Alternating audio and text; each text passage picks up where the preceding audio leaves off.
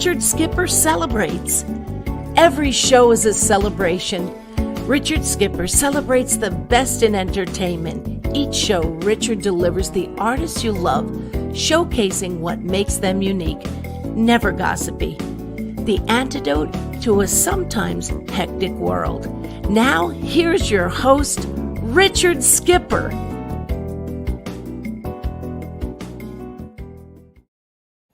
Happy Sunday, everyone, and welcome to a very special edition of Richard Skipper Celebrates.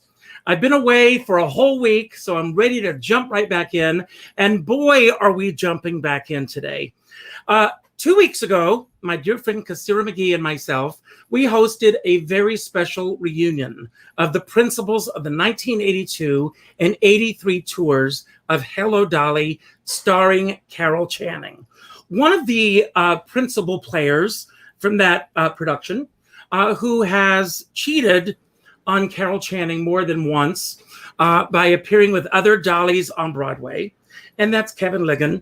And Kevin, I am so thrilled that you came back for a second helping. Can you hear me? Yes, but correction, I wasn't actually a principal. I understudied Ambrose. I went on for a week, but I was in the ensemble the whole time.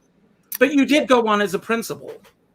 Yes, for a week as Ambrose, which was where I got most of my Carol Channing stories from that week. Now, I know that with most of the people that are in this company, this was the show that they got their equity card with.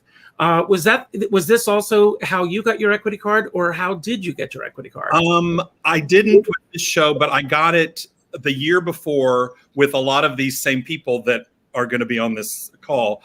At the Dallas Summer Musicals. So we were mounted by the Dallas Summer Musicals, as was explained the last time we did this 2 weeks ago.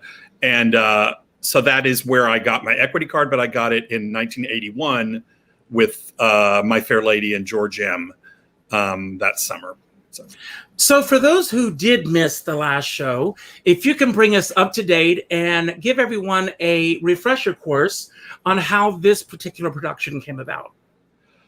Well, Tom Hughes co-produced it with, I believe, the Nederlanders and Fred Walker, I think. And I think Robert Nolan explained last time that it was, I mean, he knows better than me how to explain this, but I think it was beneficial to them to mount a big production contract tour at a stock theater because they saved up front with a lot of the money. And part of the deal from Tom Cruise's end, Tom Cruise. Yeah, Tom Cruise. Tom Cruise. Part of the deal from his end was that they would hire a lot of people from Dallas and the Texas area that were typical Dallas Summer Musical employees because they used to mount shows a lot there. They mounted that revival of Peter Pan with Sandy Duncan that came in the 70s. A lot of people from the Dallas Summer Musicals ended up going to Broadway with that show. So that was how we all ended up getting in the show. There were some people in the ensemble were from New York. Most of the principals were from New York. And most of us in the ensemble were hired in Texas, maybe not all from Texas, but hired there at the Dallas Summer Musicals. So this is very interesting. As you mentioned, a lot of the ensemble came from Dallas, Texas, and therefore a lot of people were already friends before they went into this production. A lot of them had worked together in other productions prior to this production. But this was a biggie because it was Carol Channing as Dolly Levi.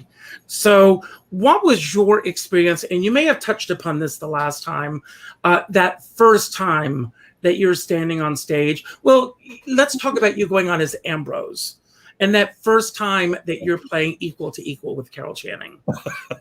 I wouldn't say equal to equal, but let's say we both had. I want to be kind, Kevin. Well, at that time, I believe, if I'm not mistaken, that they had 5 spotlights on her at all times. We had like more spotlights than any show I've ever been in. Mm-hmm. And so if you suddenly were a principal and like in that realm of her, you were in like a different show almost. It was like you had all this light on you. That was the most jarring thing to me, because Ambrose early on would be right up next to her. Sometimes you're not up next to her, but that was pretty jarring. And like I said, it was really that week of going on as Ambrose was the most time that I spent with her, because they hung out together at the top of the show. Mm-hmm. So I was off stage with her and her dresser, Tiv Davenport,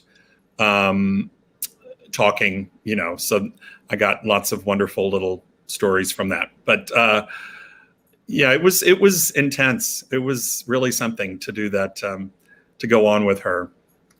So today, as we did 2 weeks ago, we're going to be bringing a lot of people together again. You're going to be seeing some people that you haven't seen in years.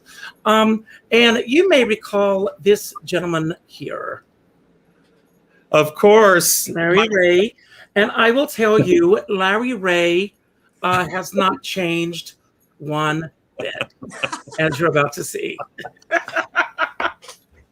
Hello, Larry. Hi.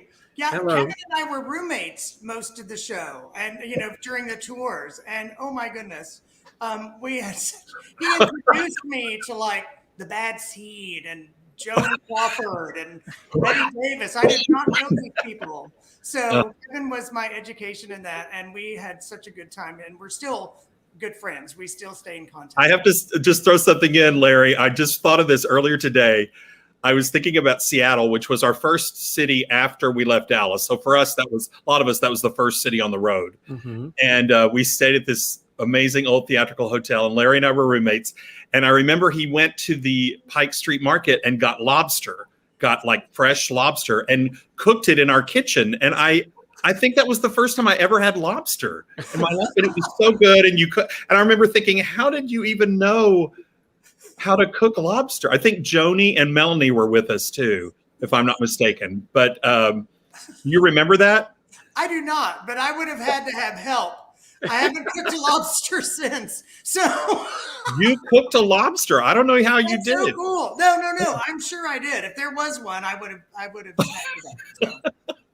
So, anyway. Of course, I had no idea that the two of you were roommates. So this is just kismet that I brought you on. So you're literally in close proximity 24/7. So, Larry, nobody's listening. What are the pluses and minuses of that? Being close to Kevin Ligon. Kevin, okay. The thing that I remember Kevin do, Kevin has this routine he does. Do you know what I'm going to say? He has this special gargle that he does to coat his throat. And it's like, and the first time I heard this coming from the bathroom, I was like, what are you doing? I'm a singer. And you are a singer, one of the best I know. So it worked. So anyway, I remember that. And the best thing was his kindness. He was so kind. And just what I was saying too about inducting me to old movies and the camp. I appreciate that. So Larry, I would like you to share with us one of your favorite memories of Carol Channing as I bring on another very special guest here. Oh, okay. Your favorite memory? Who's it? My favorite memory right now is, yes. Sorry, I thought we were waiting for the person. Is that when there was a time when we were doing the big Hello Dolly number. And so Carol is coming, she's on the, she's doing the duck walk. She's coming around the ramp. And we're not in the encore yet. We're just in the regular one. And normally she would stop at the rings and, go, wow, wow, wow. And so she just kept coming around. And we were just, looking at her going, all the singers were just trying to get her to go back the other way, and she caught on and she ran back to this. She goes, oh, wow, fellas, and just kicking it back. And I just remember just sort of the interaction that we all had with her without saying anything, and she was doing the same thing. So that was one of my favorite times. That was a really favorite time. And of course, we have one of my neighbors here. We just discovered today, Mary Jo. Hello. Hi, guys. Hi, Mary Jo. So, Mary Jo, I want to ask you, as most people with this production, they got their equity card with this show. Is this the show that you got your equity card with as well? Actually, no. I got my equity card a few years earlier with Brigadoon and Little Me with Donald O'Connor and Eve Arden. Wow. So at Dallas Summer Musicals as well.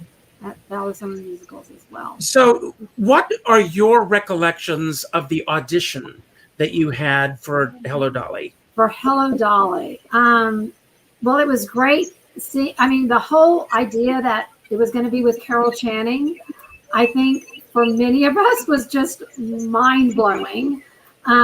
So exciting. And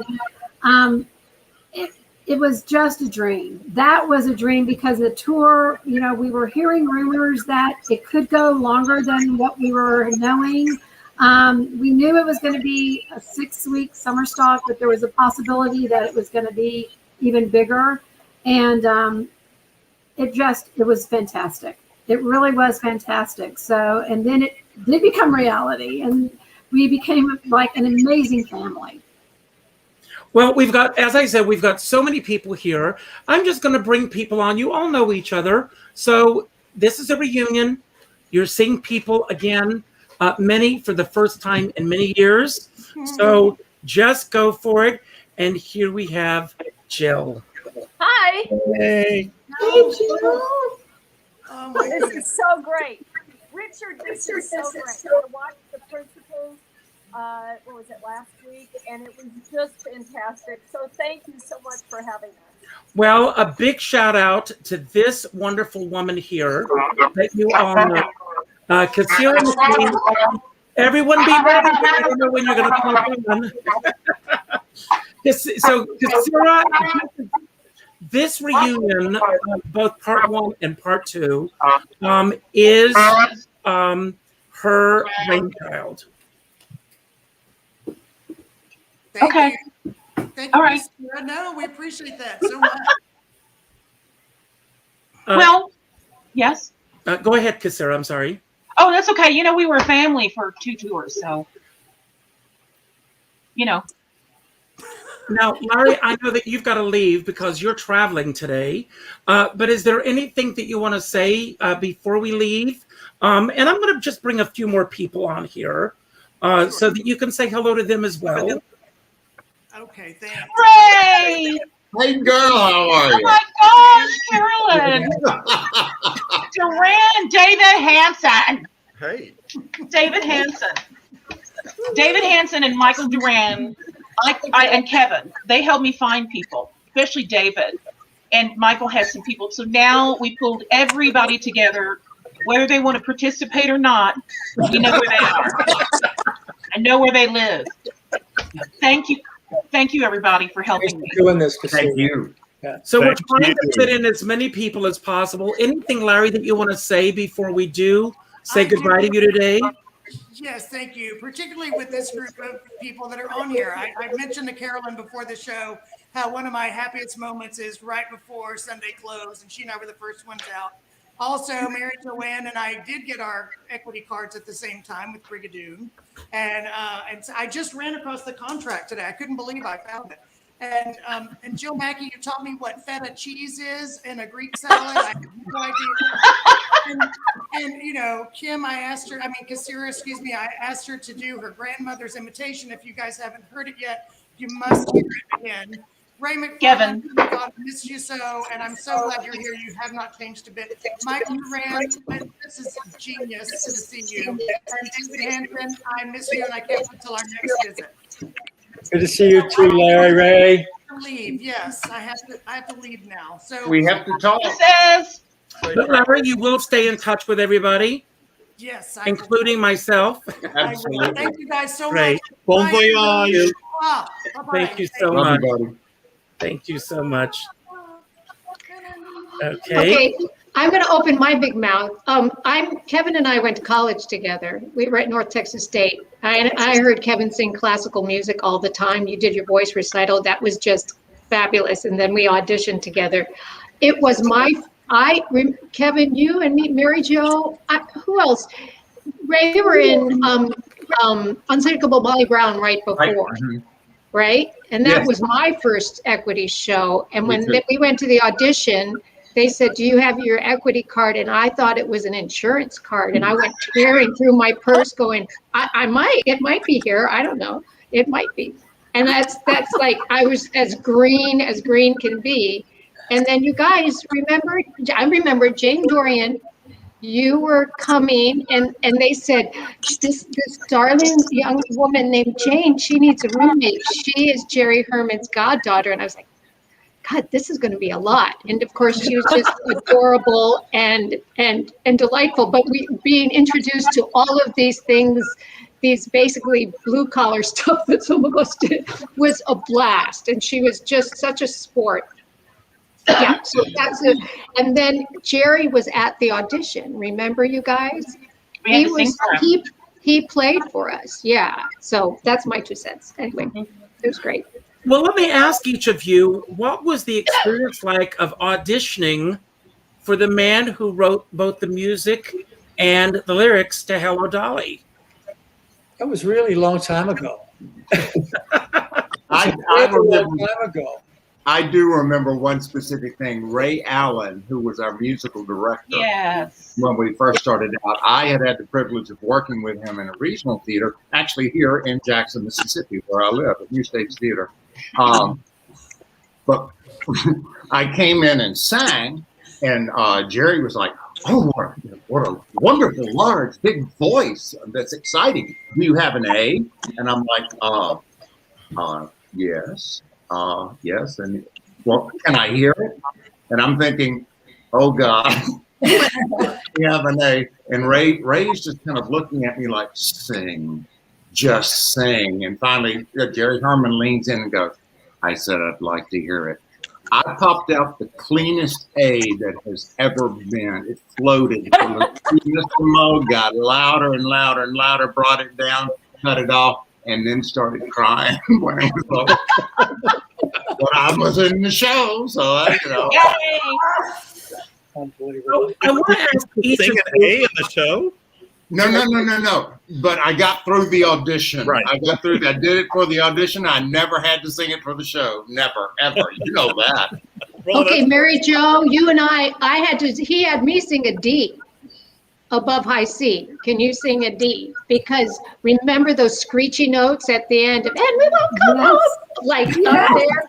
And I know Mary Joanne did, and I was like, God Almighty, I thank God I've never had to sing it since, but I had to screech a D for that audition for Jerry. Screech a D. So I want to ask each of you, anyone can weigh in on this.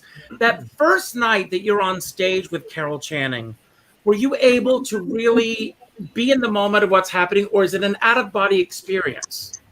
I did the summer stock tour before this national tour with Carol, and we were doing the Cooper Grove circuit, and we were in the round and had to go down those stairs to get to the stage, and they did put a stairway up there so she could come down. And I remember the first time that I saw that, I couldn't sing. I just couldn't do anything. I was so verklempt. It was amazing. And because of that summer stock tour, I worked on her knees. I was a physical therapist, and I would work on her every show. And then when they were going to do this national tour, then my agent called me and says, Carol wants you on this national tour. And fortunately, I was in the show too, but I worked on her the whole time we were out. So it was a strange and special relationship we had. But it was awesome just working with her anytime. It was amazing. So, Kasira, do you want to tell me a little bit about this picture here? Oh my God. Well, I'm gonna tell a story when Joni comes on. Okay, That's Ray, so I'm going nice. to take you off camera for a few Yes, moments. I'll see you in a so we minute. can Have bring fun, Dylan guys. I'll be on. watching you. But we will bring you back. So here we go. Let's see here. I'm having a little trouble here. I think that's a picture. Mary Jo, Yes, is that the dressing room at DSM, or is that a different? that is the dressing room at DSM. Yep. Yeah. Okay. Yep. Yeah. Pay no attention to the man behind the curtain. Yes. Tony. Hello. Where's Joni? Joni! Oh, hello. Oh, good. I have a picture. I have a story to tell. Okay. Oh dear. I have this. First of all, I got in trouble all the time. I was in trouble all the time. Our company manager, Pat Tolson, who's no longer with us, but he was mad at me all the time. So this one specific, I can't remember what city it was in, but that is the parade costume. Joni and I were in the Opera Guild, and PJ Nelson, who is no longer with us, rest her soul, was in the middle. Joni and I had to carry those huge top-heavy poles with a banner. And that was the one thing I was nervous about every single night, because anything could happen. And we're downstage. And Carol was in front of PJ. She was downstage by herself and we were behind her. One night, Terry Lacey, our dance captain, had to fill in for the front of the horse. And our dear Dick DeFord, who's also no longer with us, was in the back that time. So we all, if you remember the choreography, we all stamp out and then we stop in our places. Well, the horse kept going and rammed into me, and my pole was like, whoa! And I came very close to hitting PJ and Carol with the pole. The whole cast were so professional. The whole cast starts laughing behind. They're all snickering. Nobody's singing. And I'm all going to explode. I'm red and my cheeks are like this big. And Carol starts the march around the orchestra. And we are the first people to follow her. Aren't we were they the first people to follow her, Joni? Yeah. And I turn around and I see Janie spinning around in circles in her white tights, laughing her ass off. Nobody was any help. No one was any help to me. Everybody was snickering. Carol could hear it. When the number was over, Pat Tolson, I know Mary Jo and Joni sat next to me in every city. And you remember this? Get out here now. He was screaming at me, and so that everyone could hear. It was on purpose. I should fire you today. That was the most unprofessional display I've ever seen in my life. I should fire you and send you. And all I could think of was, okay, just do it. Just get rid of me. Okay. Actually, Sarah, you're right. That choreography was really treacherous because I was the first one out with that pole. Okay. Pole weighed more than I did.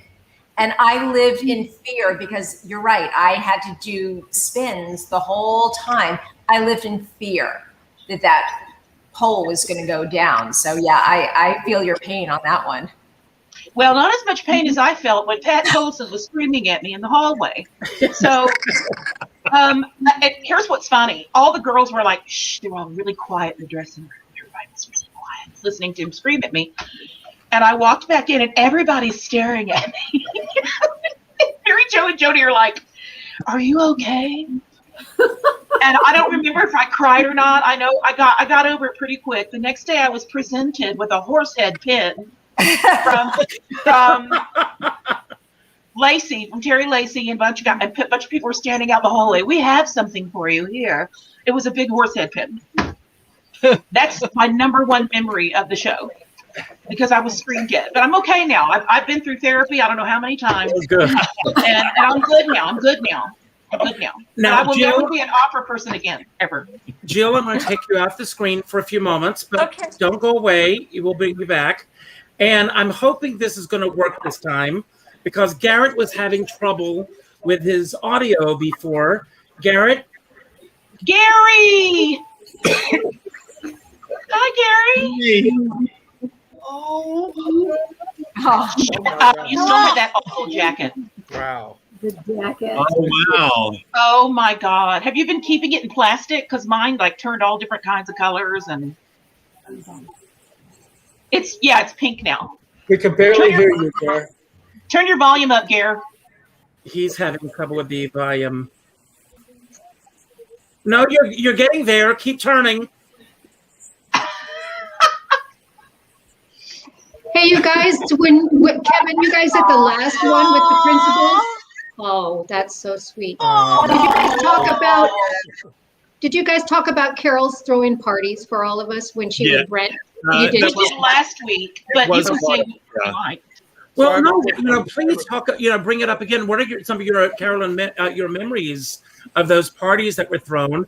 And I want to hear about your movie nights. The movies were my favorite year. War Games, and there was one other one. What was the Gentleman and a Lieutenant and a something? Yeah. So those were the movies that were in the theaters at the time, and they would rent out a theater, and we'd go there after the show. They'd bring in a bus. They'd get a bus and take us there, and they'd cater it. And we also had full run of the concession stand. It was really something. But didn't we have a dress-up movie party in Omaha, Nebraska? That was a blast. That's what we did 18 East Elm. We showed it. Exactly. Correction. 18 East Elm furnished apartment hotel. Oh, yeah. And we went to the vintage stores and we got dressed. We bought all the stuff. We were in full regalia. I think there's pictures online, Richard, on our page. Mm-hmm. Yeah. Duran announced everyone when they came in. He was in tails, right? Yeah, I don't remember exactly. You were announcing everybody when they came in. Jane, we were premiering a film about Jane and her dancing, and then the second one was the horror film, which is a surprise. And Carol's in it, and that's all I'm going to say because I don't want to ruin the surprise. But we've got to show that film. It can't. I don't know if it's it illegal, Jane, to show that. That's what I'm trying to clear rights right now to make sure that we actually can. So. And when you get the rights, I want an exclusive. You're gonna I've heard all about this film. First of all, how did the film come about? Can someone tell us a little bit about the film and how it came about? I think I can do that. So Michael Surecchia and David Larson, who's no longer with us, unfortunately, had one of those big cameras that they carried around with them. And we had 3 weeks in Chicago.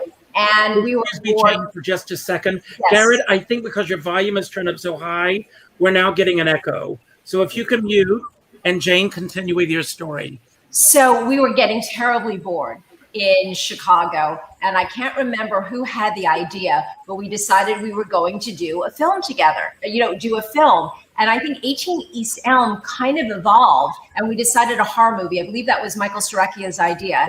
We were going to do the horror film, but somebody asked if they could. Jane, I'm going to stop you again because I want to get all the details. Does anyone else have another device open or something? Because we're getting feedback. If everyone but Jane can mute, we might be able to because this will be saved as a podcast also. So Jane, I'm sorry. All right, so we were continuing on our movie. No script was actually written, but when Carol heard about it, she wanted to be involved. So we decided. So obviously, somebody was murdering people in this hotel. That was the whole premise of the film. And at the end, obviously, Carol makes her debut. I believe I get stuffed in a dryer. I can't remember other people's demise, but. It was an awful lot of fun, and somehow Michael, edited this film together. Maybe it wasn't edited. Maybe it was just stop and go. It's been a while since I've seen it. It wasn't edited. They did it in sequential order. There you go. So that's a tribute to his directorial talents. So anyway, there's a wonderful surprise at the end. We find out who the killer is, and I will leave it there. Yeah. And he shot it in 2 cities, Chicago and San Francisco. I think it was just Chicago. Are you sure? No, Kevin, isn't it 2 cities? Just Chicago. Oh, well, where was I? All right. We drank a lot on tour. Mm-hmm. Well, one of the things that I enjoy hearing all of you talk about is the fun that you were having, the sense of family that you had, and of course, to have Carol Channing at the helm, throwing parties for you, having movie nights. Can you all talk about the humanity of Carol Channing, something that a lot of people don't think about because she is this bigger than life persona? So if each of you could weigh in on that as well. Okay, I was thinking about this because I think we all have had experienced it. Most of us here were just members of the ensemble. We were appreciated, but we weren't stars or anything. And she met all of our family. If you had a family member come see the show, she said, bring them backstage. And then she said probably the same speech for everyone. Thank you for having her, in her own way. Thank you for having her. Thank you for having her. And my parents talked about it until my dad, till the day he died. It's like, Carol Channing came and talked to us. So I think that was, and I did other shows after that with some stars that would never have done that. So she was amazing. Mm-hmm. I will tell you this, I wasn't part of this production, but Carol and I became very good friends. My husband and his mom and I share a birthday. And so Carol one year called us to sing a happy birthday to both of us. And we were on both at the same time. And she was on the phone with Danny's mom for 45 minutes, asking about all the children, asking about her life. She was genuinely interested in her. So these stories are just heartwarming. Thank you. I have a real quick story. Carol was in Fort Collins, Colorado, to do a talk at the Colorado State University. I went up there. It was 5-6 years ago. And we were getting ready to do Hello, Dolly at BDT Stage. And so I went backstage, talked to her, and I had her record our 3-minute announcement. So at 3 minutes, Carol Channing speaks and talks about me and that the show's going to start in 3 minutes. It's hilarious. And she was so gracious to do that. It's a great. There you go. That was the day she did it. Oh, that's a great picture. Yeah. Great picture. Yeah. So Carol, because she didn't really have a home, her home was traveling on the road. I mean, everyone remembers she would be unpacked. The pictures would go out on the credenza. I mean, wherever she landed was home. But I turned 21 when I was on the road. And she knew that my parents weren't there. And she actually had a little party for me. And I'll never forget that because that was a swell 21st birthday. But she never, ever forgot a birthday. She was just that kind of a person. Now, I know that there were 2 tours. Did you all travel with both tours?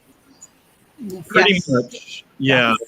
There was a changeover in principals, and Jennifer left to do Lacage, and Shannon Lee Jones replaced her. Mm-hmm. I think that's right? Yeah. Yes. Yeah. Yep. And what was the experience like for all of you going to Hawaii with the show? Oh my God, it was so awesome.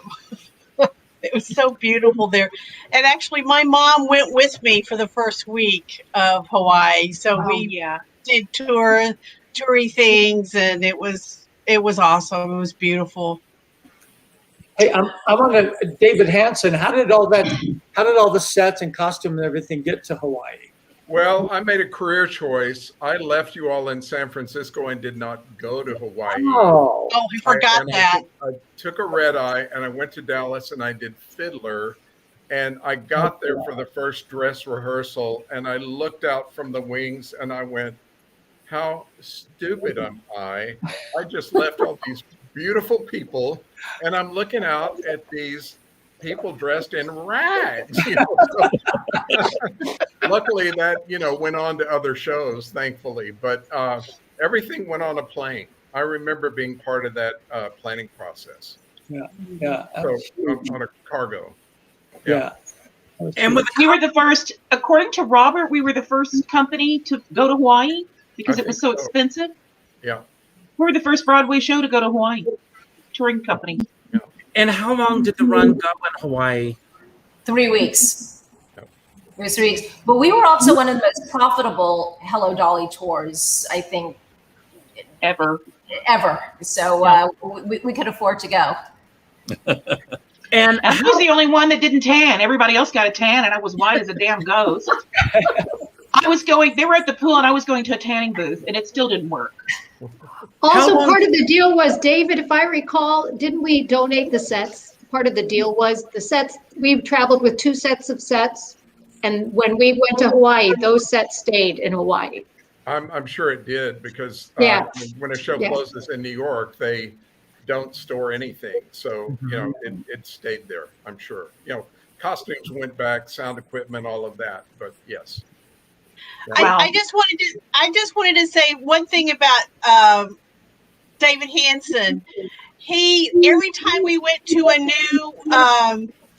a new city, he would find out from the locals where the best places were to eat, all the cool things to do around town, and he would help us go on these amazing adventures every city we were in.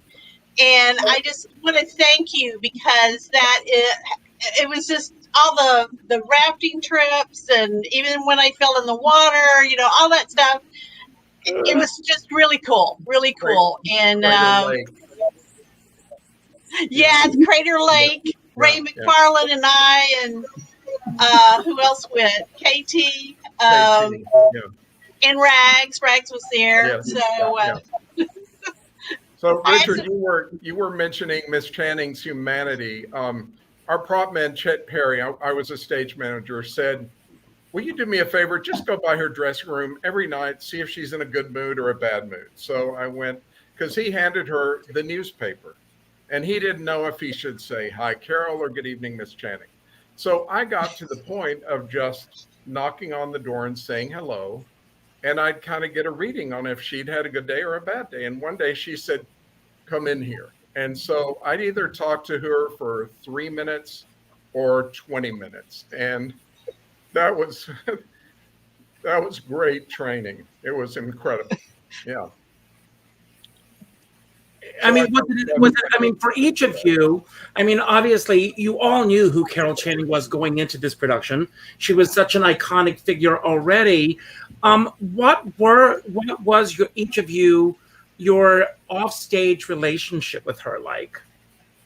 Anyone? Well, that was mine. Go ahead. Yeah. You're muted. She knew everybody's name. Yeah, she knew everybody's name. When you passed her, she had a comment for you. She'd smile at you. She made us feel like we were as important as she was. And the one thing I was totally in awe, you were talking about being on stage with her. The thing that absolutely blew me away about Carol Channing, I have never before or since seen any performer that controlled an audience like this woman did. Yeah. She had them in the palm of her hand before she walked on stage.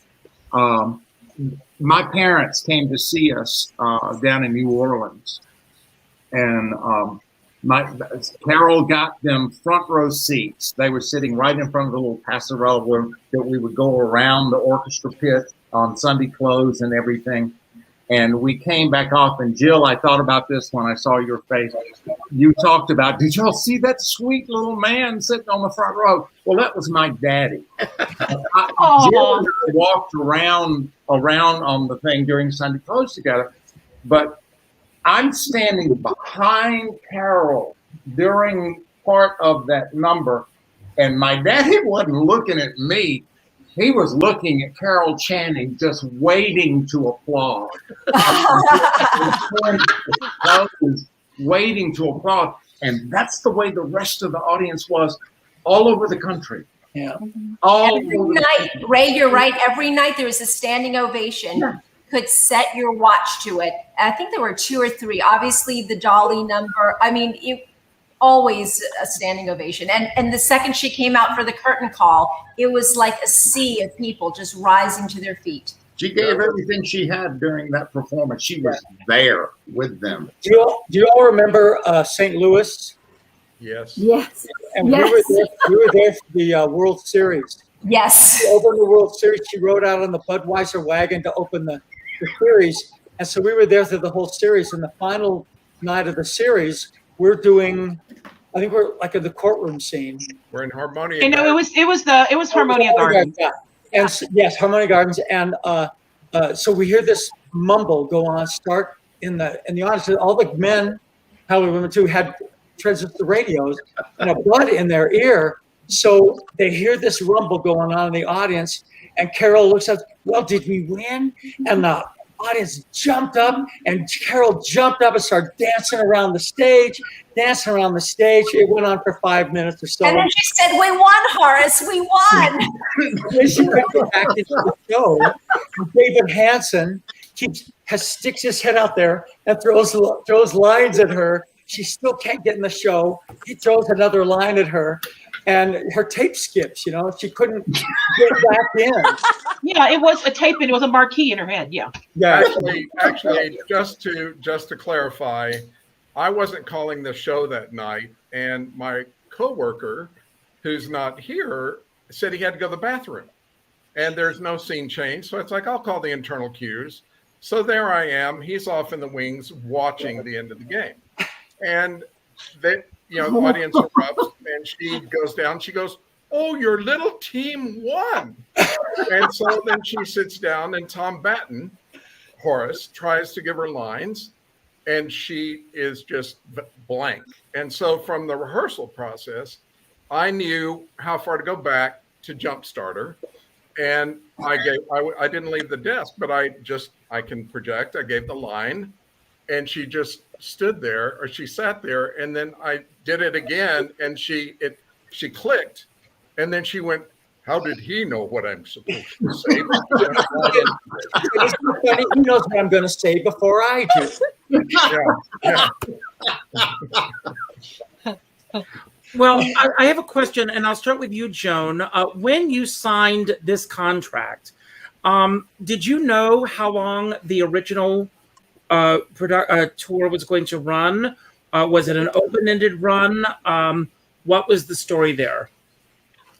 Quite honestly, I don't know. I don't remember if I knew that it was how long it was going to be, but I knew it was going to be a production contract, and we were going to go to Seattle first, and then it was going to be an extended tour. And I was very, very excited because I got my card at Dallas Summer Musicals in '78, and I just missed, trying to get on one of these shows that actually happened, to go to New York. I finally made it. I'd been on 2 others that didn't go, and then this one finally went on tour, and it is the high point of my life. I mean, it was just so much fun, and got to do what I absolutely love to do and go on these great adventures and have all these great moments with everybody.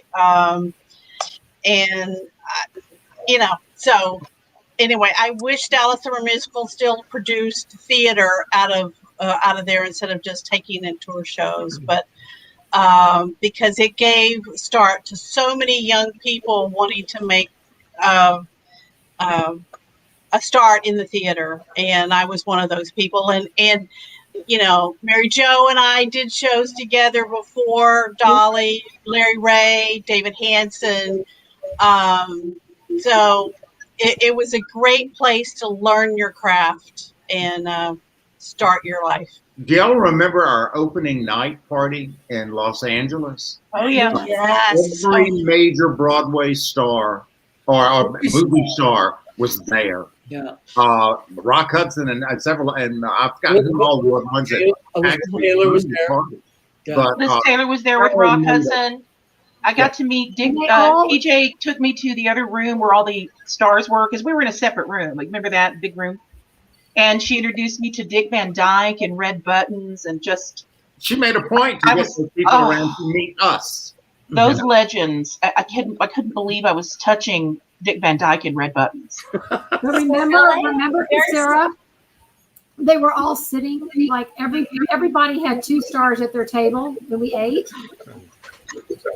I had Dick Van Dyke to my left, and I had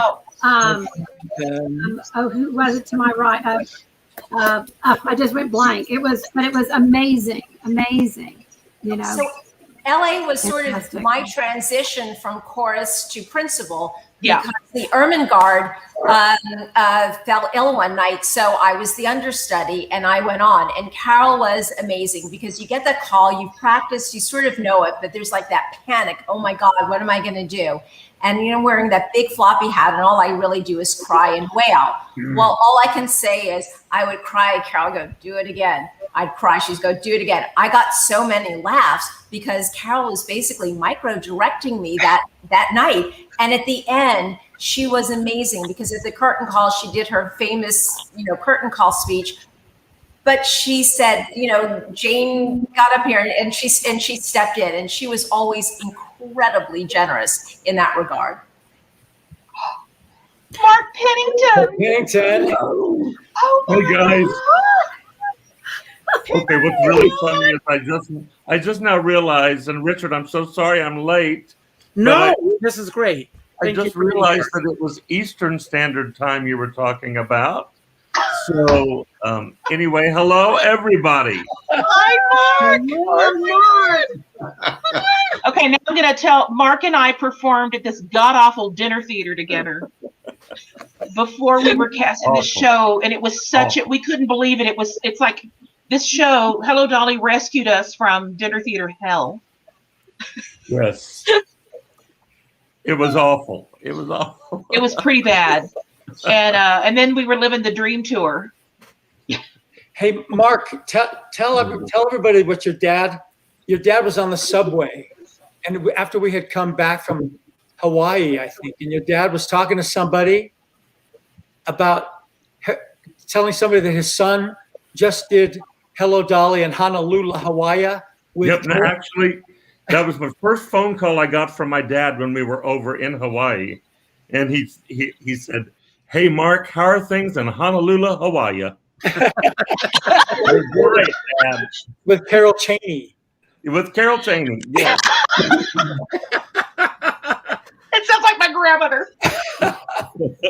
So when the first tour ended, did all of you know that there was going to be a second tour? Yeah. Yes.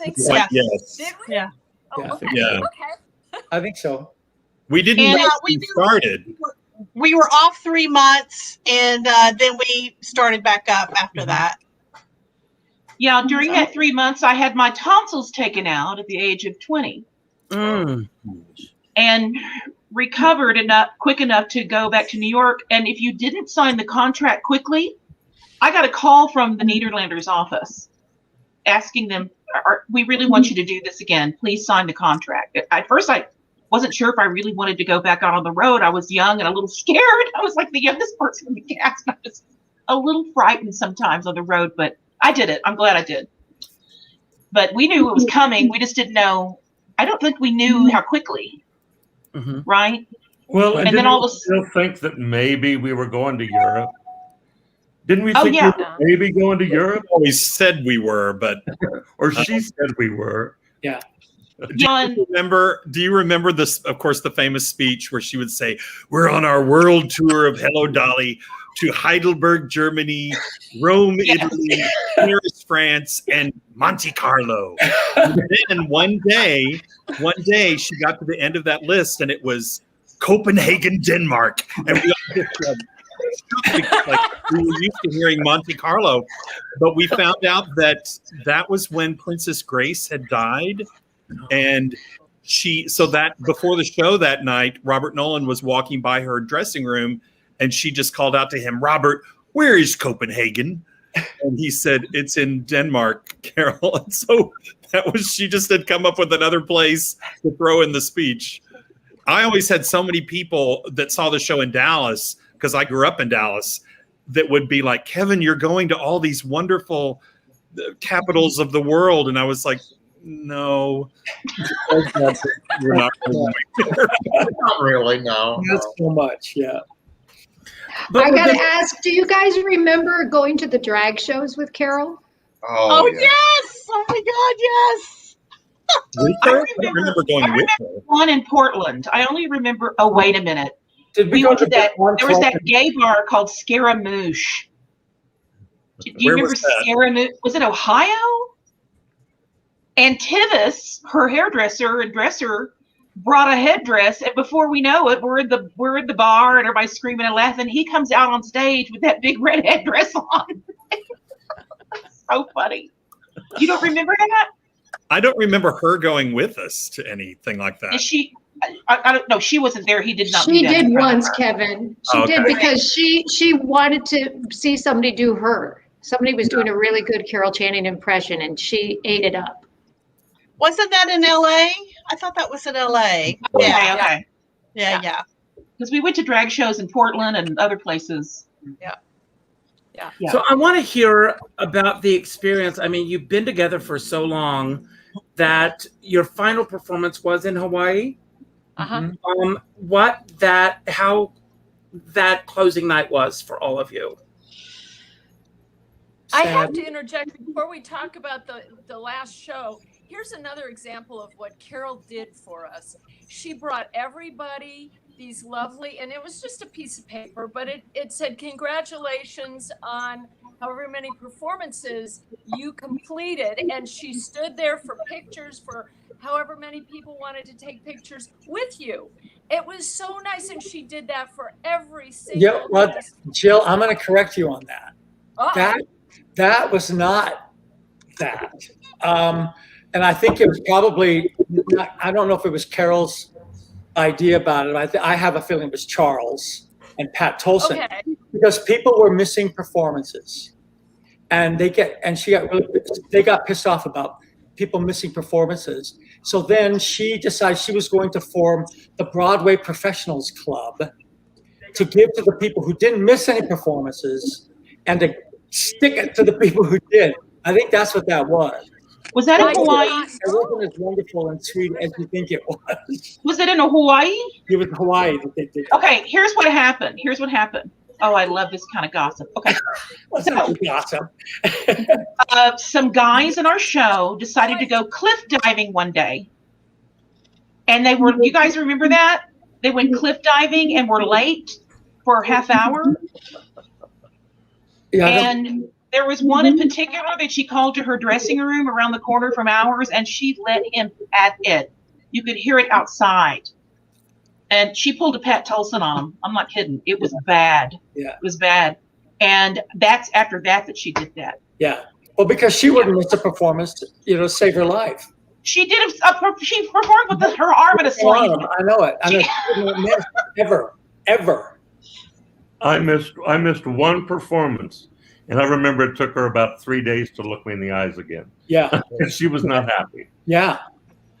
Yeah, it's funny that you say a lot of people miss performances, because I mean, people now in shows miss performances a lot more than people did on our tour. And I tell that to people.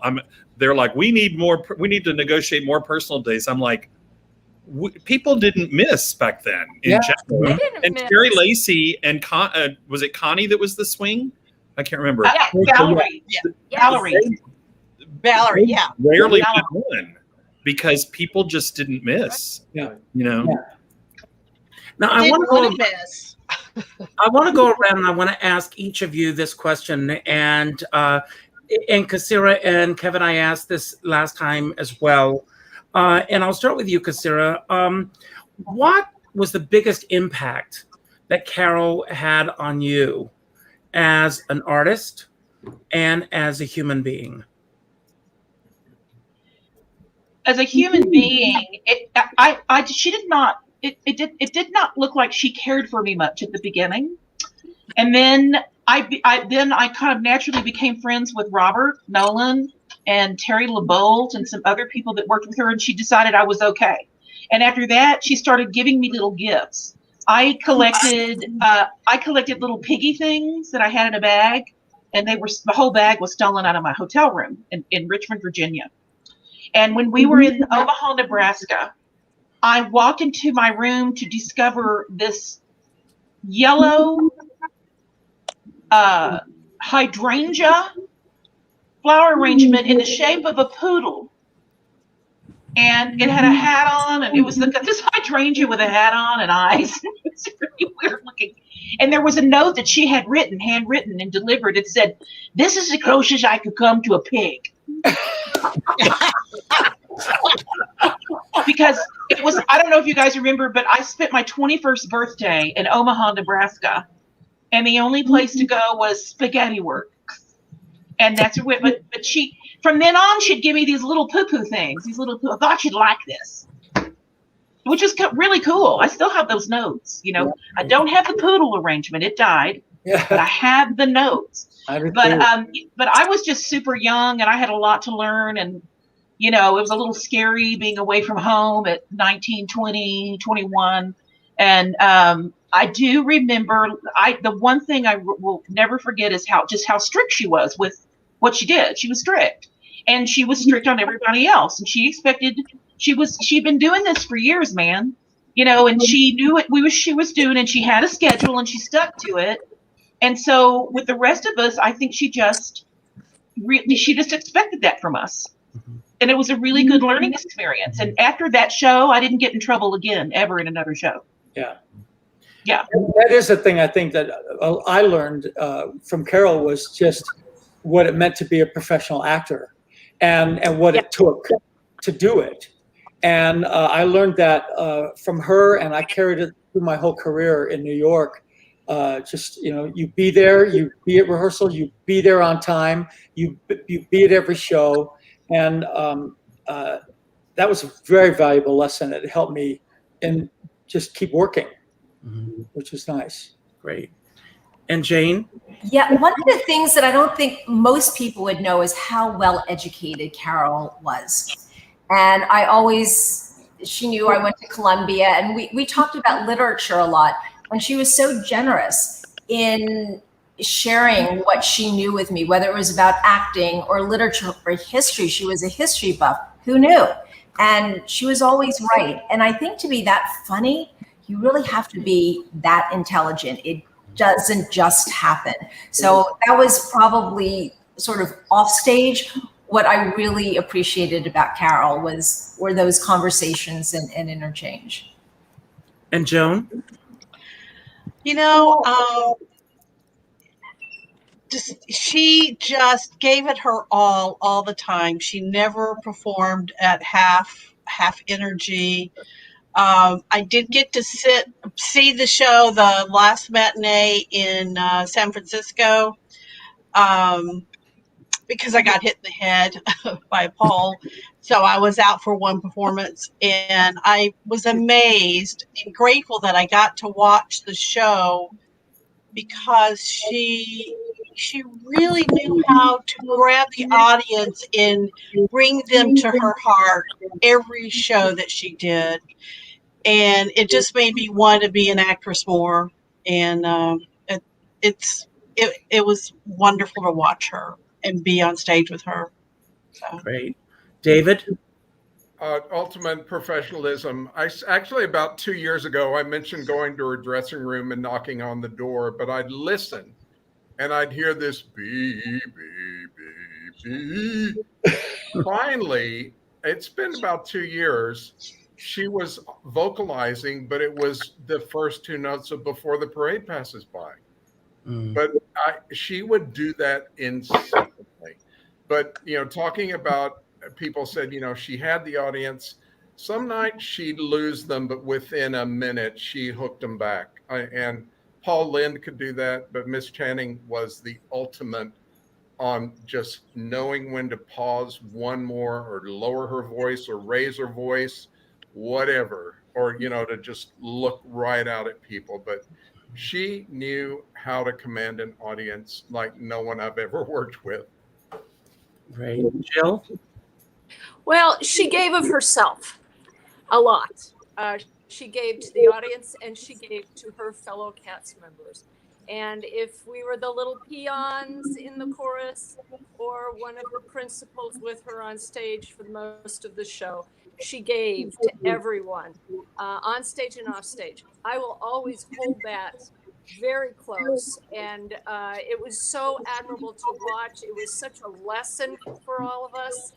And I hope we took that and are giving to one another always. Kevin? I think the thing, it's sort of similar to what a lot of other people talked about, her giving her 100%. But the thing that impressed me in that regard is that she did like the same show, every performance, 100%, but it was somehow fresh. That was the thing that I, all my life, have strived to be able to do. And I think very few people can do that. But somewhere within her, there was like she was living it for the first time, even though she was delivering those lines exactly the same way, with the same intensity, with the same facial expression, everything, you know. But it was something that people don't do much anymore, honestly, because people think that they think they're not fresh if they do that. But she somehow found the trick to doing that and making it seem like people that heard those speeches after the show, they literally thought she only did it that one time. Because we would hear people go, oh, when we saw the show, she stopped the curtain call and told us we were the best audience she'd ever heard. And, you know, we knew that was like the exact same thing every night, but she could do it in a way that the audience thought she just did it that night for them. That's like unbelievable. It's such a gift. And I never have attained it, but I've certainly strived to be able to do something on that in that way. You know, it was amazing. Thank you. Carolyn?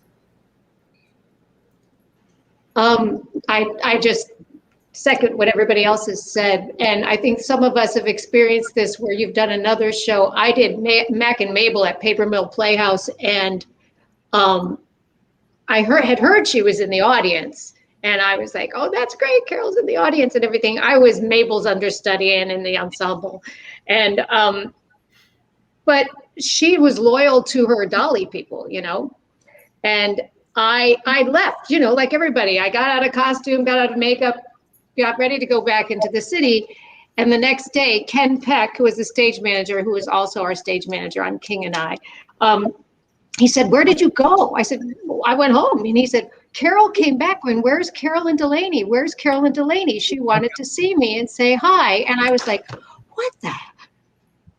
That was, I mean, she was so sweet like that. She remembered and she wanted to come back and say hi to one of her Dolly people. Can I just interject real quick? Sorry, Mark.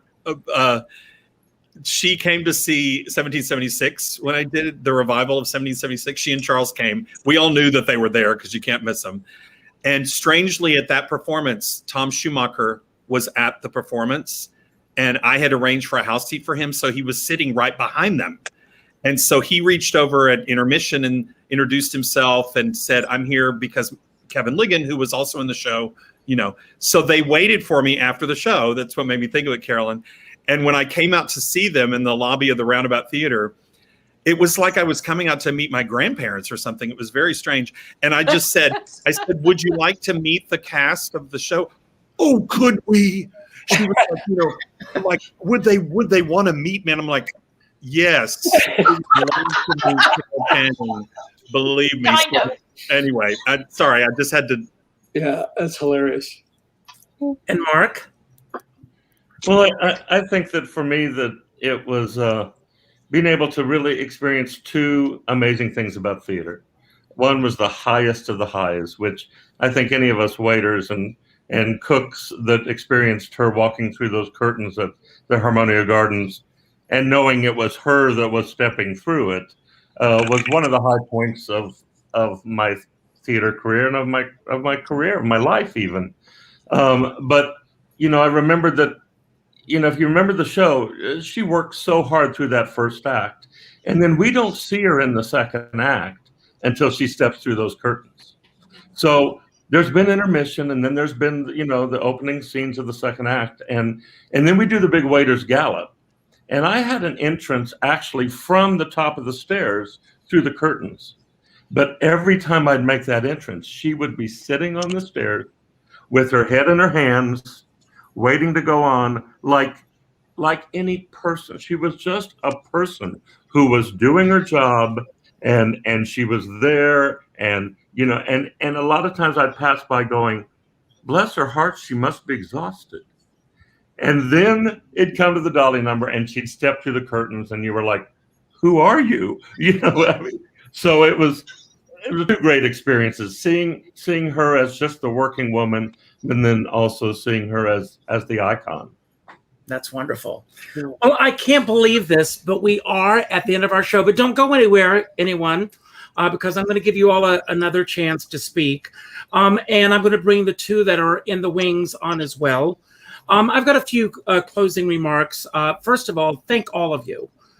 Thank you for the time that you've come to share these stories with all of us. I feel like I was there. I was lucky enough to call her my friend. And so to hear these stories just means the world to me. I want to thank you all. I want to say to those who were not able to get on, as I clear space off, I will make time for you. So if you can get on, please come on, say a few words, meet the people that are here. Someone is waiting in the wings, so we're going to get to you as quickly as possible. I'm going to say my closing remarks. I want to thank everyone for being here today. If you are here for the first time, and if you haven't done so already, please consider subscribing to Richard Skipper Celebrates on YouTube. I'm all about celebrating artists and their body of worth. What makes a great artist? How do they get from point A to point B? And you're all great artists. And that's why Carol Channing had respect for all of you. So thank you for being here. If you don't mind and you enjoyed today's show, hit the like button, leave a comment, share this with your friends, let everyone know about this. The more comments, the more likes that we get, the better this shows up in the rankings. I also end every show by telling everyone to go out and do something nice for somebody else without expecting anything in return.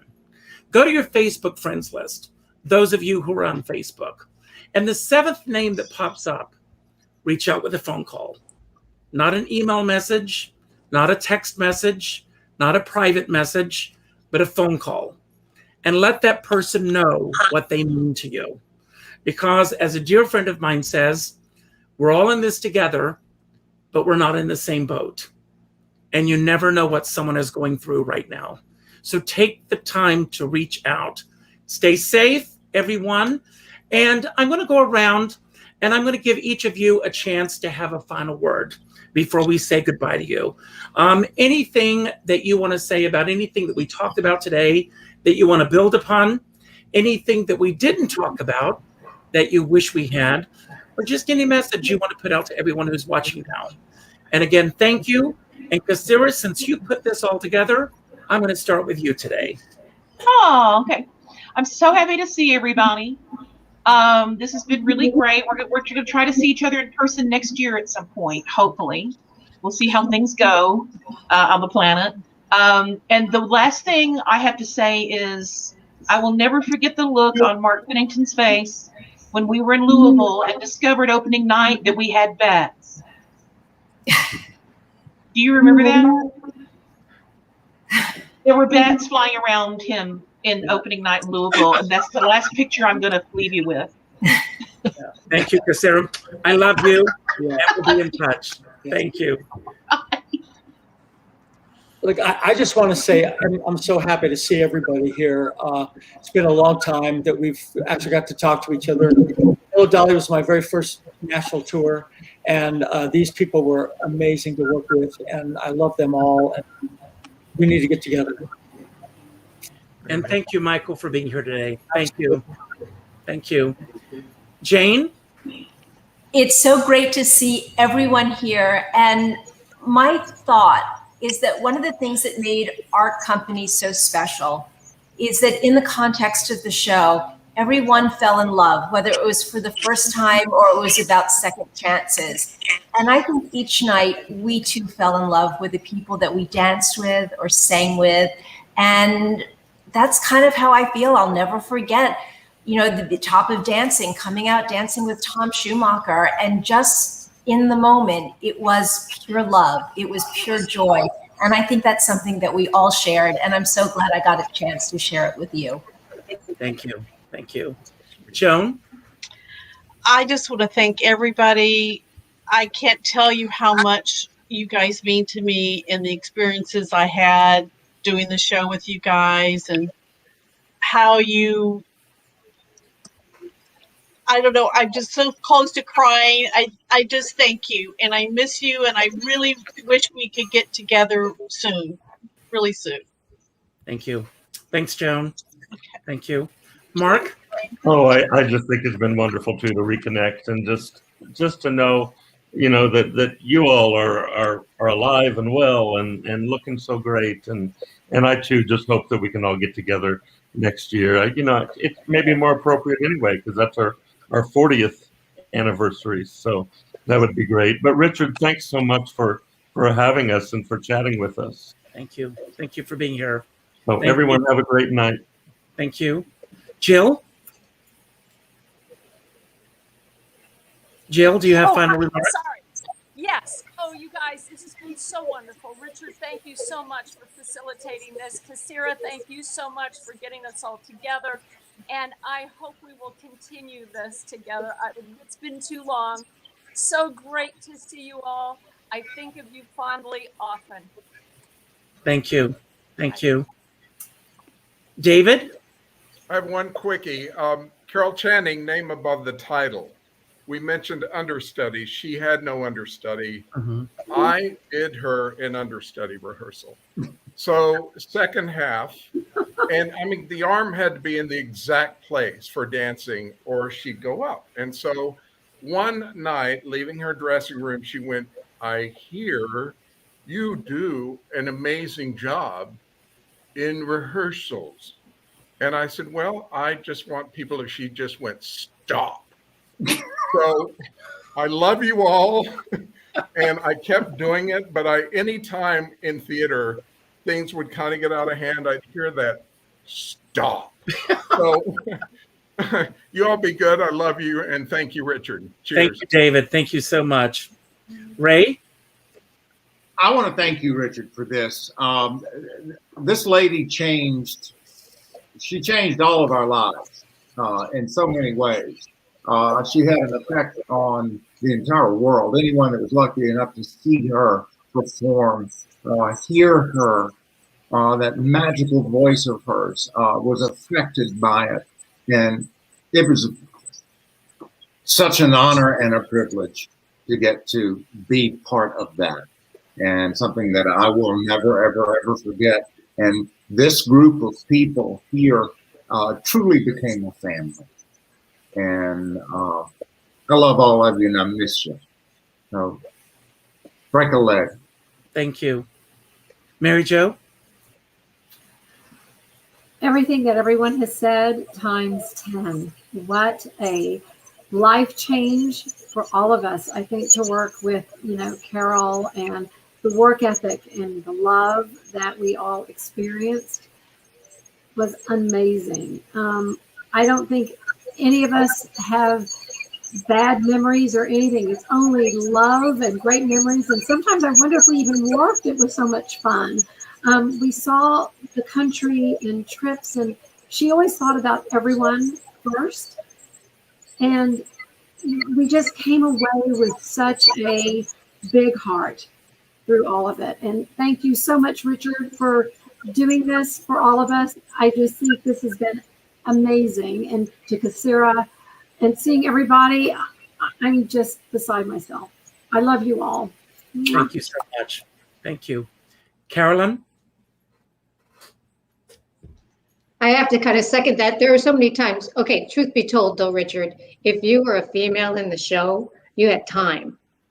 You had a lot of time. And I just couldn't believe I was being paid to do this. You know what I mean? I was being paid a decent salary to hang out with just so many fun people, have a blast in the dressing room. And there were so many times where you'd suddenly realize your cue is coming up and the girls in the dressing room, because the men are doing the waiter's gallop, they're doing everything. We're doing our nails. And suddenly we're like, oh my God, we're on next. So it was just to be paid to be with people. I thought that was a dream job, but I realize now that not many things compared to it after that show. So thanks, Richard. Thank you so much. Really Thank you, Carolyn. Thank you. Garrett?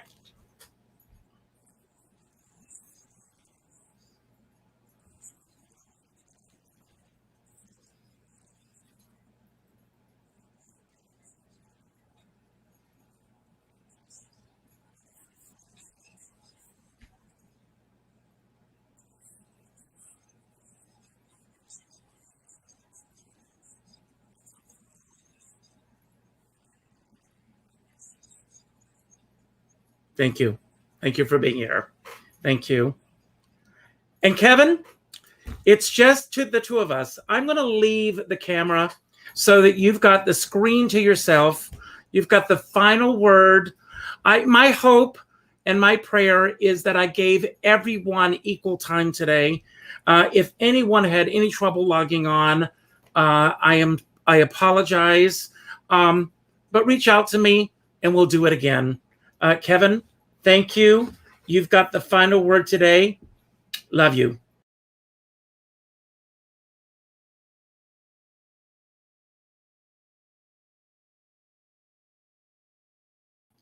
You're muted.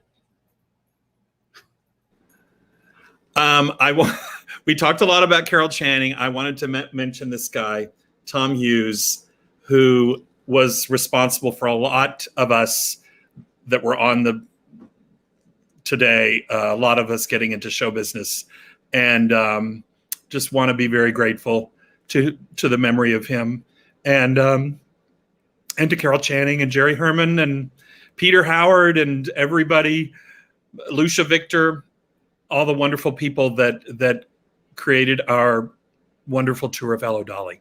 Love you all, and I hope I see everybody in a year or so. I think we're going to try to do a reunion. So I love you all.